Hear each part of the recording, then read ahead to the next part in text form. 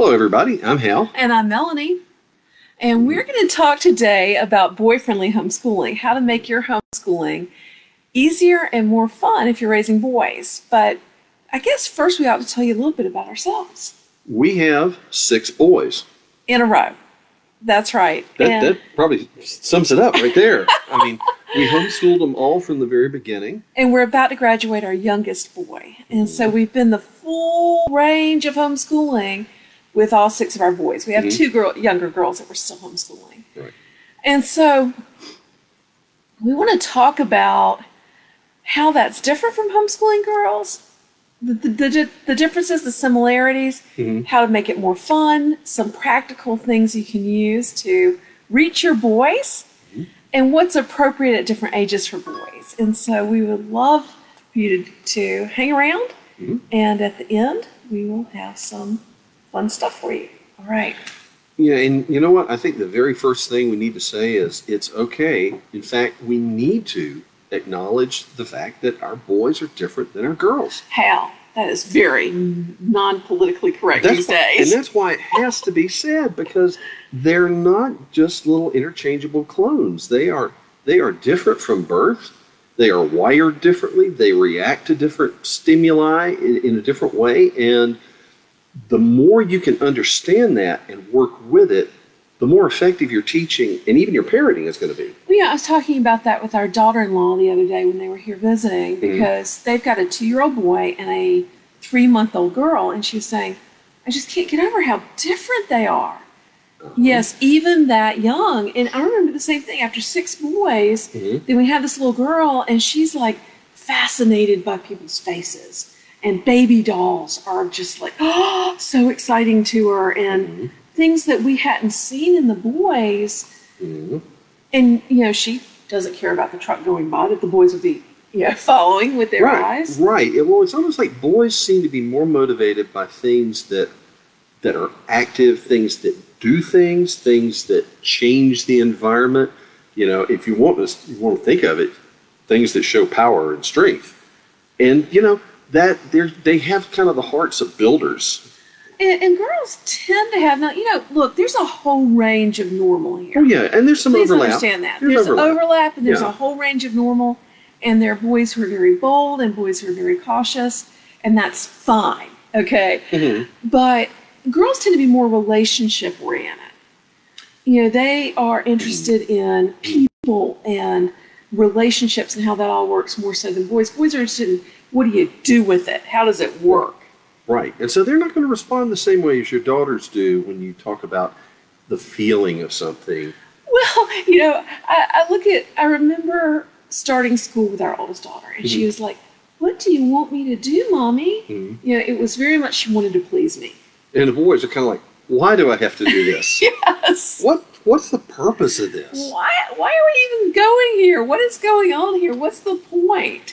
And you know what? That's not rebellion. That's just the way that they think. They want to say, okay, there must be a practical reason that I'm doing this. Enlighten me about that. You can hear the same thing in a meeting of grown men. Yeah, it just sounds a little different when it's coming from a 40-year-old than it does when it's coming from an 8-year-old. The 40-year-olds are saying, why are we having this meeting? Is there any point to this? Can you just give me the bullets and let me, can you just give me the high points? And I said, okay, just understand, boys want to see that there's a practical use for the things that you're teaching them. Now, that's part of where your insight as an adult can come in to explain to this guy, hey, you know what, I know you want to be a rocket scientist. I know you want to build bridges, or you want to be the leader of the armed forces, but you know what? You still need to understand how to interpret English literature. There's a reason that you need to have good grammar. Well, for one thing, you may be a rocket scientist, but if you can't write a decent grant, you're not going to be a rocket scientist very long. You won't get the funding. Exactly. And so tip one with teaching boys is make sure you mention the practical use of what they're learning. And that's one of the reasons word problems are so valuable with boys, because you're saying, look, I know I'm teaching you some math techniques here. Here's how you use them. It's not just a parlor trick, a game with numbers. This is something that you can use in the real world. Well, that's why Jacob's geometry was kind of revolutionary to our teenage guys, because they're like, wow, you mean this is really useful? This is stuff that they use in the real world? Yeah, honey. Yeah. It is. Who cares about triangles? You care about triangles, and this is why. Yes. Exactly. So that's triangles are how we found out the distance to the moon before we could go there. Oh, yeah. That's how I learned trigonometry the first time. That's right. Exactly. And so make it practical for your boys. Okay.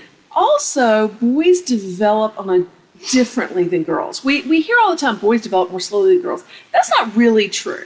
That's only if the only thing that you value is the ability to sit still and color within the lines. Yeah, the schoolish task, boys do develop more slowly than girls on small motor skills, on sitting still, on concentrating for long periods of time. Right. But they develop more quickly than girls on things like large motor skills and spatial reasoning.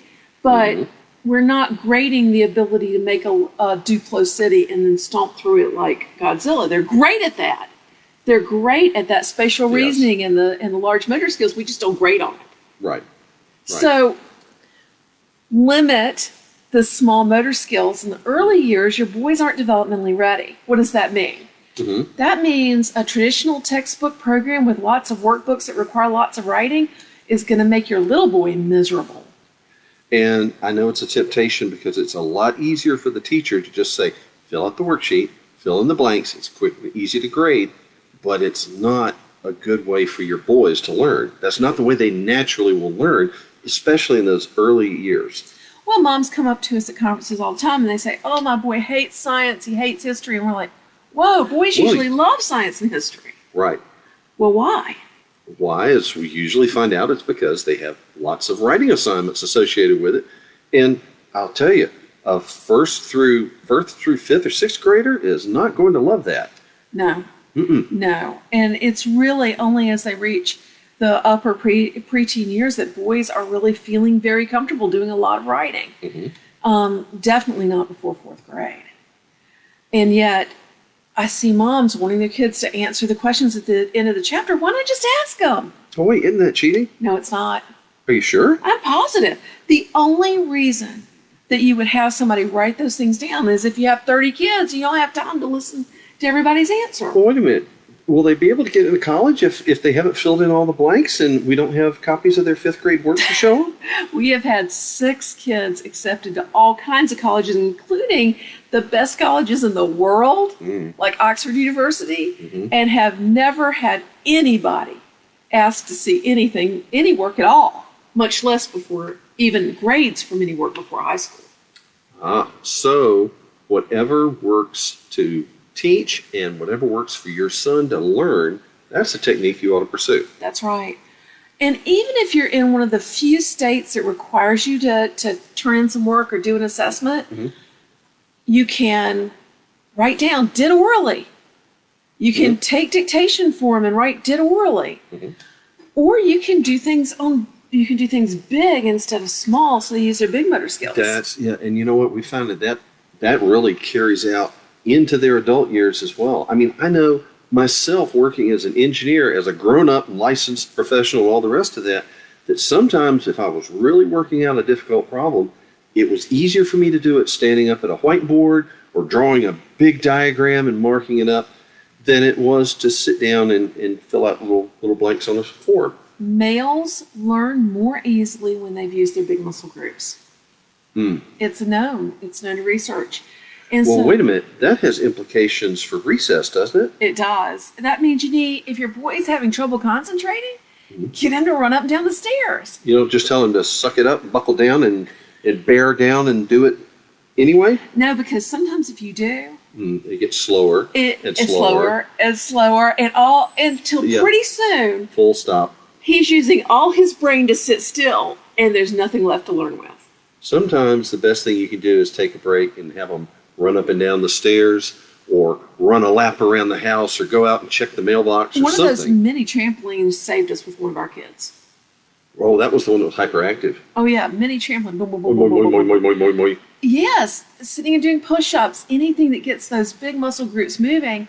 Or another thing is you can get a giant whiteboard. Like you can go to Lowe's and buy a 4x8 piece of melamine, make a giant whiteboard, put some trim under it, hold it up in your kitchen, and have them do that math or do that grammar, whatever, really big. You may find that it's way easier for them. You know what? I've even heard that boys' schools in the old traditional days sometimes didn't even have benches for the kids to sit on, that they stood up to recite their lessons. And sometimes Yes. I have heard of people that actually just put their boy's notebook on the kitchen counter and said, stand here and do your math work. And he could concentrate better when he was standing up. Well, actually, research shows again, exercise, using big muscle groups, a little discomfort actually helps a boy to learn better. Now, that does not mean make you go out and try to make your boy uncomfortable, but you'll see him chewing the edge of his shirt or chewing on a pen or chewing his tongue when he's thinking, because or his lip, they instinctively do that to help him focus. I do that sometimes. Yeah, and it makes sense if you think about it. If you think about the traditional role of boys in history, you know, if my son is out in a battle and he takes a bullet, I want him to be able to concentrate better than he has in his entire life because I want him to get safe. Versus when do women experience a lot of discomfort? Well, we need to kind of forget what it feels like to have a baby, so we want to have more, right? Right, I could see that, yeah. So anyway, we can work with that by having them stand up to do a little work, by having them exercise, by getting them something to fiddle with. I've seen like bands that you can tie between the legs of a chair so they can kind of bounce their feet when they're working. One of those exercise balls worked really well. We actually had a daughter who was really hyperactive because of some meds she had to take. And sitting on an exercise ball now, it drove me wild. I had to say, do not touch my chair when you're on that thing, because it would drive me absolutely nuts. But she was able to concentrate better, even though she was shifting and fidgeting and bouncing up and down. Bouncing up and down. She could focus much better to doing her math than she could if she was sitting still. Well, I know it always amazed me how much our boys were hearing when it looked like they were on a different planet. You look at him and say, he's not in the same room mentally. He's off somewhere else. And yet, if you ask him a question, he would focus back in and boom, he'd have the answer because he heard what you were saying, but his body was kind of off doing its own thing. And so, you know, my favorite story about that, it kind of ties in something else that I want us to mention. Do you remember when Sam first came home from college? And he was sitting here, we were having family devotions. He said, Mom and Dad, never stop having family devotions. right. Be sure you keep having family devotions for these younger kids, because now that I'm off at college, I realize when I'm in my Christian group and people say something, I think, wait, that's not right. Remember, the Bible says this or the Bible says that. And he said, I find all these things that I learned listening to the Word of God from you guys coming to my mind, and I didn't even think I was paying attention. And I thought, we didn't think he was paying attention. We didn't think he was paying attention either, because he was so active as a child. He was one of our kids that just couldn't sit still for a second. And he would be upside down with his feet in the air and wiggling all over the place and playing with noisy things on the floor. But he heard it nonetheless. Well, okay, and since you mentioned that, that's something that we need to acknowledge, that there is such a thing as ADD and ADHD. But, these things can be managed, and sometimes it's as simple as saying, okay, push that pencil away from your foot, please. Yes. Please stop drumming your fingers on the countertop. If you want to drum your fingers, drum them on a pillow or something. Yeah, there is definitely ADHD and inattentive ADHD. One of our sons was tested in college, and they said they had never tested anybody with worse inattentive ADHD than he had. Wow. Never. But a lot fewer boys would be diagnosed with ADHD, and even fewer still would need meds if we educated them in a way that worked with the way they're made. And so, you know what? If your son is that fidgety, letting him fidget or letting him stand up and walk around or work at a blackboard or whiteboard or something like that, that's an accommodation that we can do easily homeschooling. Yes. And it can make it so much easier. And a lot of these things get better with time. A lot of these things they learn to manage and they learn to work around. And so, you know what? This is something that we can work with. We don't have to fight over. We don't have to make it into a conflict. Now let's talk about how to choose a curriculum that's boy-friendly. Mm. First of all, in the younger years, not much writing. We talked about that. Mm-hmm. But also look for things that are literature-based, Mm-hmm. that involve story, and because the story, the imagination, the hearing about the lives of famous people, Mm-hmm. those things spark the interest that make them want to learn. Mm-hmm. Things that have projects that they can do, that have a hands-on component. Mm-hmm. Getting out and doing field trips and making memories together is really important. So not much writing, a lot of literature and books and hands-on stuff, projects. Look for many of the traditional textbook curricula that have been used in the schools are very workbook heavy and handwriting heavy because they're expected to be used in a classroom where you've got 30 kids. And so you're generally better off looking for something that is written specifically for homeschoolers, and recognize that you do not need a curriculum for a preschooler. That boys often benefit from being later to do school, to start school, and by starting in a more gentle approach. Well, and see, that's an interesting point, because if you've got older kids, your younger boy may be eager to be started doing school, just like big brother and big sister are doing, and you might look at him and say, this child is not ready to sit down and crack open the books all day long. But you can do a little bit of schoolwork with him. You can call it schoolwork when really, what are you doing? You can do some memorization. You can teach them the Word of God. You can sing some educational songs together. You can have them sort math manipulatives. You can give them chores and teach them how to clean up after themselves and start developing those good habits, like Charlotte Mason talks about. But what you don't need to do is say, okay, here's your workbook, and sit down and let's do a lot of written work. Instead, it needs to be more play-based in the early years. Now, that brings up a good thing. Let's talk about what do you do if they're not getting it? It's time for them to be really learning how to read. They're 6, 7, they're not getting it. What do you do if you've got a struggling learner? Well, that's the first thing, is when do you start to think maybe they're not getting it? Because if they're not reading by the age of 5, so what? Most kids are not developmentally ready to read at 5. Exactly. And that's kind of a shock to us in our society, because we think if we teach it, they ought to be able to learn it.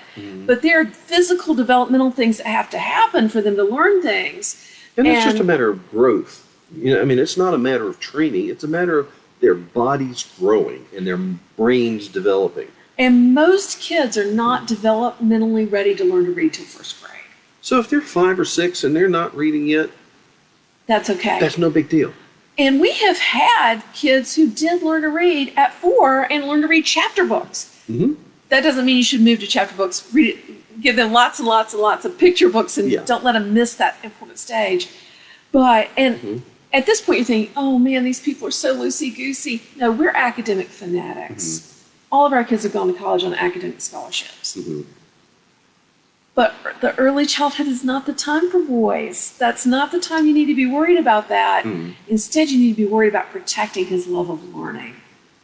Boys are naturally curious. They want to learn things. They want to examine and to absorb information. So that's not the hard part, really. Now, if he's 7 and especially turning 8 and he's just not getting it, one day he can remember the sounds the letters make, and the next day it's like he's never seen them before. The 3rd day he can remember them again. That's what fooled me. That's very typical with a kid who's struggling with learning disabilities. Then it's time to try something else. We love dye and craft materials. We sell them at our store at raisingworldmen.com/shop. And the brain integration therapy manual, Diane's phonics and reading program have been a tremendous help to our kids. But you don't need to worry about that at 5. You want to worry about that 7, 8, 9, in that range. And now the next challenging thing is what about the preteen years? That is, wow. We could talk literally for hours and hours about that. But let's just say, as a general rule, your kids, boys or girls, will start learning, and you can start doing formal schoolish type stuff when they're 5, 6, 7, 8 years old, and they'll start to get some speed, and you'll think, man, they're growing, and homeschooling is great, and our kids are brilliant, and then they get to be 9, 11, 10, 13, 11, somewhere in the preteen somewhere years. in the It's different for different kids. It's different for different kids, and boys are generally a little bit later than girls, and they get to the middle school age, and it's like their brains turn to mush. It's like suddenly they can't remember last year. Suddenly they can't remember which end of the pencil to write with.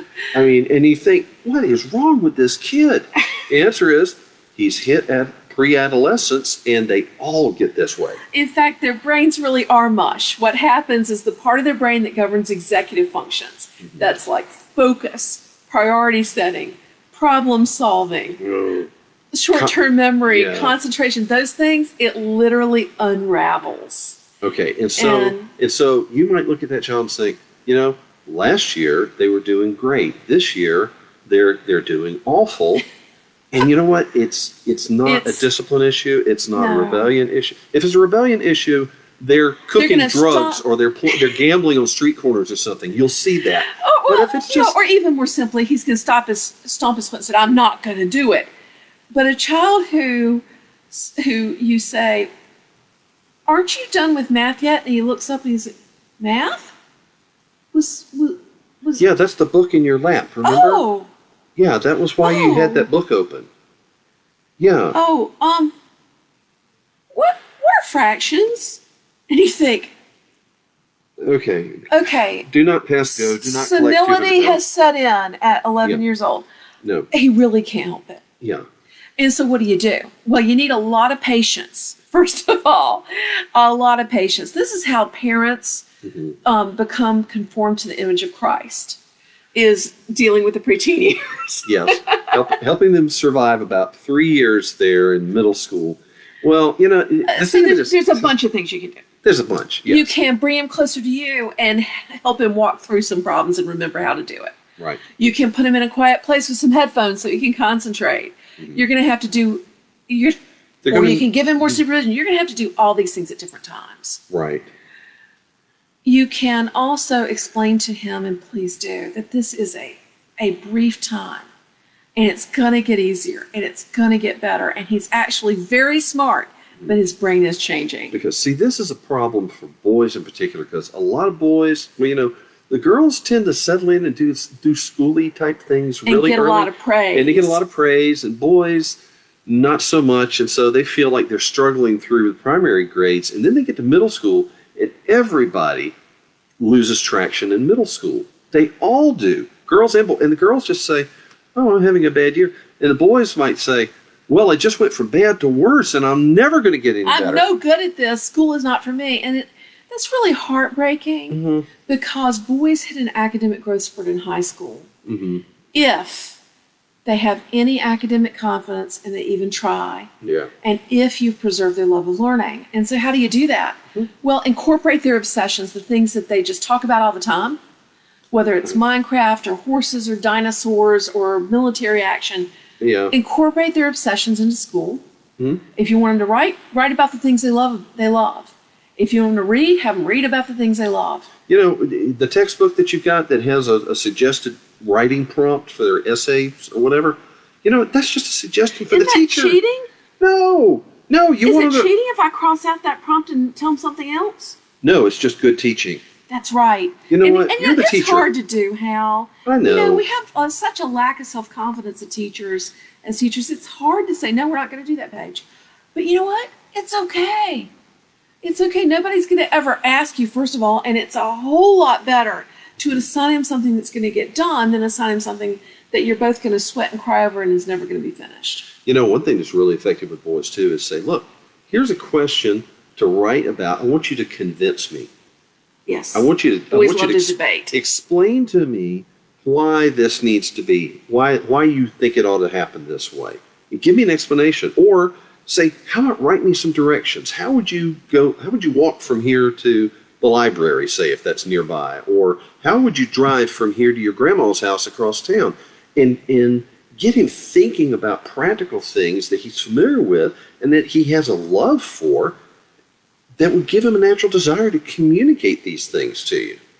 And so, engage your son's brain, engage the things that have already captured his thinking in his heart, and you'll find it's a lot easier to get him to practice these academic skills because he's just doing what he wants to do anyway. Oh, yes. Mm-hmm. Oh, yes. And so we want to preserve the love of learning. Hands-on stuff, be sure not to concentrate only on his weaknesses, but to make sure he gets to do things in his strengths. Mm-hmm. Do field trips, do hands-on things, help him to see the real point of what he's doing. Mm-hmm. And then when you get in high school, it's amazing how those guys can fly. We have had guys that at 14, I look at him and I think, I sure hope he can fill an application to work at the fast food place. Mm-hmm. And at 17, he's reading ancient philosophers for fun. And it was his idea. It was his idea. Mom, can we do philosophy? And then when he was 19, he was in college on a full ride academic scholarship. Mm-hmm. It's amazing how quickly they grow up and how well they can do. But you have to have the confidence to take charge and to teach and to manage your school in a way that works with the way that God made your boys. Mm-hmm. Recognizing, yes, I know they're going to have to sit down and listen in college, but it's going to be a whole lot easier when they're 19 than when they're 7. That's a very good point. Give them time to grow up. I really thought when we first started homeschooling Hal, I thought if I didn't do every lesson and do it exactly the way it was in the book, that our kids would be failures. And I thought if I missed something, that they wouldn't have what they needed when they got grown. Mm-hmm. And then with our younger kids, and so, I burned our older kids out. I was such a pushy homeschooler. With our younger kids, we had some life challenges. We had a baby born with a heart condition that spent a long time in ICU. Hal got stage 4 cancer. And we were just completely overwhelmed. And I couldn't do the things that I wanted to do, that I thought I needed to do. We couldn't overdo it like we were used to doing. And what I found out is those kids that I was so-called slack with, with the younger kids that I was more slack with, they actually did better in college than the ones that I had been super type A with. Interesting. Because they had more of a love of learning, and they were less burned out, and they hadn't already spent year after year after year writing boring stuff. And they were better able to tolerate writing boring stuff for a few years and get their degrees. The thing we've seen... And all of our kids that are old enough have graduated from college. The thing that we've seen with our kids is they all are curious and interested, and they love to learn, and they love to investigate things and to know things. The stuff that gets them down is the school stuff. Yes. The school activities, the stuff that as grown-ups, we refer to it as administrivia. All the paperwork burden and stuff at work, all of the policy junk. The busy work. But when they're out in the quest for I want to understand this better. I want to learn all I can learn about airplanes, or I want to learn everything there is to know about the history of blank. As anyone knows who has a 7-year-old who's a budding paleontologist. Yes. Or an 11-year-old who wanted to own raptors and to be a falconer like we did. He knew more than the guy who it was his job. Because it's not that they don't love to learn, it's that we kind of kill their love of learning by the way that we teach them. By forcing it into a school mold that really doesn't do anything to help them learn. And you know what? If you're afraid they're going to miss something, let me tell you a little secret. They study nouns every year. They're going to come back to it. They study multiplication division every year. They're going to come back to it. Even if they manage somehow to get through 13 years in their homeschool and they get off to college or they get off in their job and they don't know something, you know what they're going to do? They'll learn it. They're going to Google it, just like you and I do. Yep. There are things I sure was. There are days I didn't pay one bit of attention in school that day. Myself, and you know what? There's things that I have learned since we started homeschooling. There's a lot of stuff that a lot